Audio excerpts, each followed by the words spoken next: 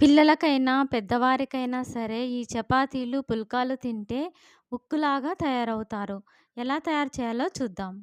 1 KG గోధుమలు, 150 గ్రాములు జొన్నలు, రాగులు 150 గ్రాములు, ఓట్స్ 50 గ్రాములు, శనగలు 50 గ్రాములు, సోయా బీన్స్ 50 గ్రాములు తీసుకొని ఎండలో ఎండబెట్టి ఒకరోజు, మరుసటి రోజు మిషన్‌కి ఇవ్వాలి.